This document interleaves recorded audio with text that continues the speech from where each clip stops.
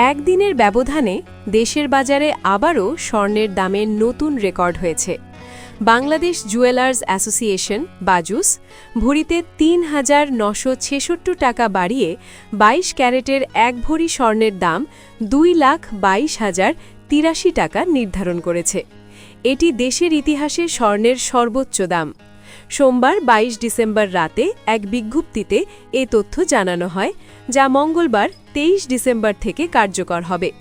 বাজুসের বিজ্ঞপ্তিতে বলা হয়, স্থানীয় বাজারে তেজাবি স্বর্ণের দাম পিওর গোল্ড এর দাম বেড়ে যাওয়ায় সার্বিক পরিস্থিতি বিবেচনা করে স্বর্ণের নতুন মূল্য নির্ধারণ করা হয়েছে। নতুন সিদ্ধান্ত অনুযায়ী প্রতি ভরি ২২ ক্যারেটের স্বর্ণের দাম হবে ২,২২,০৮৩ টাকা। একই সঙ্গে ২১ ক্যারেটের প্রতি ভরি ২,১১,৯৯৩ টাকা, ১৮ ক্যারেটের প্রতি ভরি ১,৮১,৭২৫ টাকা এবং সনাতন পদ্ধতির স্বর্ণের প্রতি ভরি ১,৫১,৩৯৯ টাকা নির্ধারণ করা হয়েছে। বিজ্ঞপ্তিতে আরও জানানো হয়, স্বর্ণের বিক্রয় মূল্যের সঙ্গে সরকার নির্ধারিত ৫% ভ্যাট এবং বাজুস নির্ধারিত ন্যূনতম ৬% মজুরি যুক্ত হবে। তবে গহনার নকশা ও মান ভেদে মজুরির পরিমাণ কম বেশি হতে পারে। এর আগে গত ২১ ডিসেম্বর বাজুস স্বর্ণের দাম সমন্বয় করেছিল।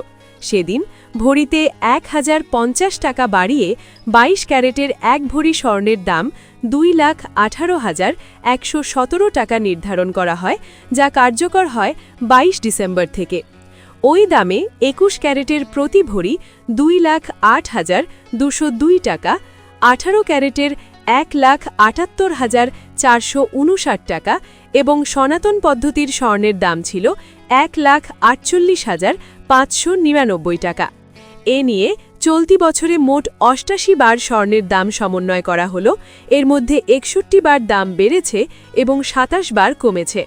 আর ২০২৪ সালে মোট ৬২ বার সমন্বয়ের মধ্যে ৩৫ বার দাম বাড়ানো ও ২৭ বার কমানো হয়েছিল।